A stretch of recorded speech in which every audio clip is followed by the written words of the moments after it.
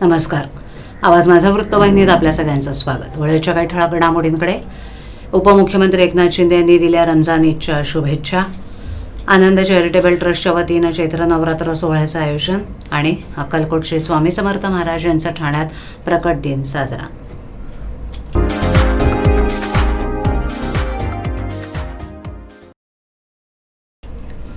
राज्यात गुढीपाडव्यापाठोपाठ रमजान ईद हा सण मोठ्या उत्साहात साजरा होतोय.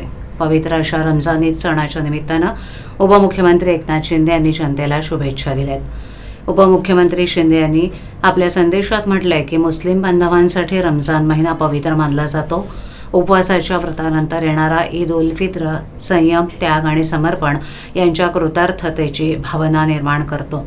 या दोन्ही सणांच्या निमित्तानं राज्यातील नागरिकांच्या जीवनात सुख समृद्धी आणि भरभराट होऊन त्यांचे मनोरथ पूर्ण व्हावेत अशी मनोकामना व्यक्त करतानाच त्यांनी ईदच्या शुभेच्छा दिल्या. चैत्र नवरात्र उत्सवानिमित्त ठाण्यात आनंद चॅरिटेबल ट्रस्टच्या वतीनं भव्य चैत्र नवरात्र सोहळ्याचं आयोजन करण्यात आलं होतं. या सोहळ्याचं आयोजन माजी आमदार आणि आयोजक राजन विचारे यांच्या हस्ते करण्यात आलं. यावेळेला कोळी समाजाचा विशेष सन्मान करण्यात आला. कार्यक्रमात कोळी समाजातील मान्यवरांचा सत्कार करण्यात आला. उत्सवाच्या निमित्तानं मराठी कोळी ऑर्केस्ट्रानं रंगतदार प्रस्तुती केली. विशेषतः दादू सालरे आला या गाण्यावर कोळी बांधवांनी जल्लोषात नृत्य केलं. उपस्थितांनी टाळ्यांच्या गजरात कलाकारांना दाद दिली. कार्यक्रमाच्या ठिकाणी आकर्षक रोषणाई आणि सजावट करण्यात आली. देवीची विधिवत पूजा करून भक्तांना प्रसादाचं वाटप करण्यात आलं. कोळी समाजाच्या परंपरा, संस्कृती आणि योगदानाचा गौरव करत हा सोहळा संपन्न झाला. या कार्यक्रमाला ठाण्यातील नागरिकांसह कोळी समाजातील भाविक मोठ्या संख्येनं उपस्थित होते.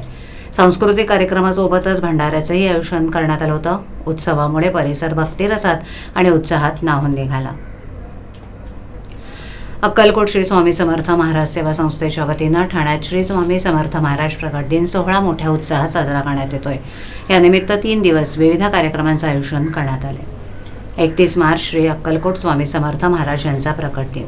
श्री अक्कलकोट स्वामी समर्थ महाराज सेवा संस्थेच्या वतीनं मंडळाचे संस्थापक कैलासवासी अनिल बोर्डे यांच्या प्रेरणेनं ठाण्यातील पाचपाखाडी नामदेववाडी येथील साई दर्शन सोसायटीमध्ये असलेल्या श्री स्वामी समर्थ मठात मोठ्या उत्साहात स्वामी जयंती साजरी करण्यात आली. यानिमित्त 30, 31 आणि 1 एप्रिल रोजी संस्थेच्या वतीनं विविध कार्यक्रम आयोजित करण्यात आलेत. यामध्ये 30 मार्च रोजी सकाळी प्रधान मंडल स्थापना आणि गणेश पूजन, सायंकाळी श्री स्वामी समर्थ भजन मंडळ यांचा सुस्वर भजन कार्यक्रम संपन्न झाला. तर 31 मार्चला प्रकट दिन सोहळ्यानिमित्त सकाळी भोपाळी श्रींच्या मूर्तीवर अभिषेक, स्वामी चरित्र वाचन, स्वामी जप, स्वामी याग, पूर्णाहुती, सामुदायिक हरिपाठ आणि 1 एप्रिल रोजी रामदास महाराज थोरात यांचं कारल्याचे कीर्तन आणि महाप्रसाद आयोजित करण्यात आला आहे. या सर्व कार्यक्रमांचा ठाणेकरांनी मोठ्या संख्येनं उपस्थित राहून दर्शन आणि महाप्रसादाचा लाभ घ्यावा असं आवाहन अध्यक्षा संगीता बोर्डे यांनी केले.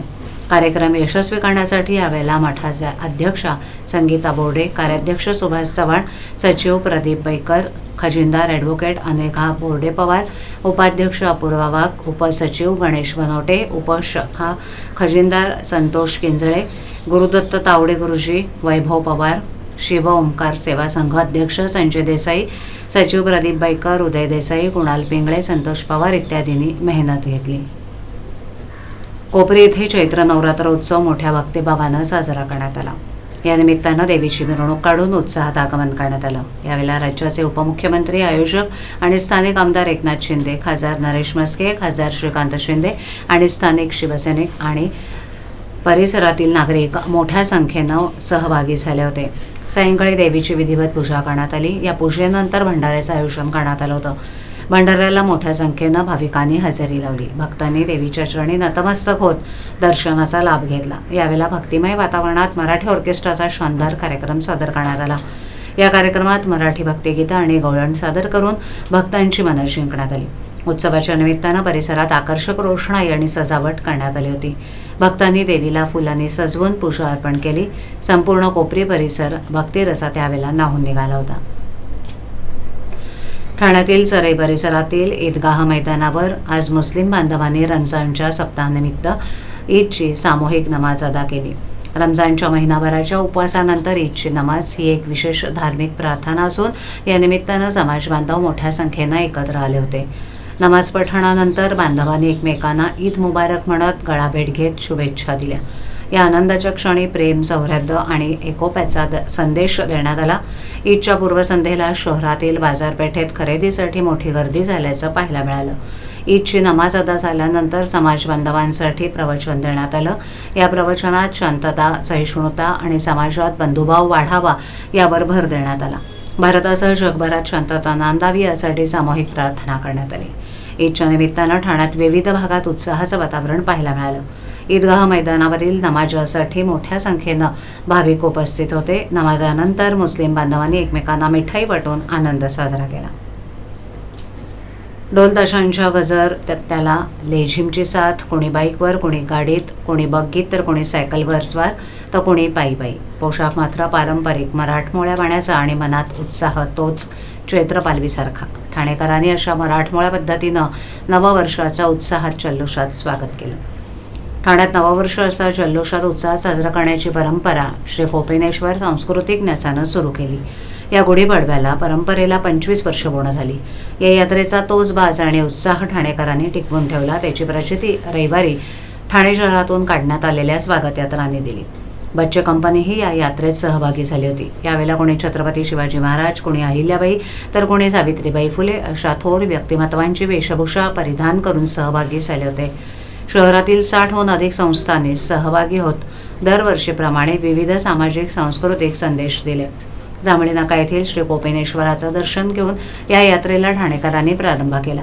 राज्याचे उपमुख्यमंत्री एकनाथ शिंदे, परिवहन मंत्री प्रताप सरनाईक, आमदार रवींद्र फाटक, आमदार संजय केळकर, खासदार नरेश म्हस्के, यात्रेचे स्वागताध्यक्ष शरद गांगल, श्री कोपिनेश्वर सांस्कृतिक न्यासाचे उत्तम जोशी, अश्विनी बापट, तनय दांडेकर, संजीव ब्रह्मे, विद्याधर वालावलकर, भरत अनखिंडी, वंदना विद्वांस, कुमार जयवंत इत्यादी यात सहभागी झाले होते. ही यात्रा हरिनिवास सर्कल इथे येताच उपमुख्यमंत्री एकनाथ शिंदे यांनी यात्रेवर पुष्पवृष्टी केली.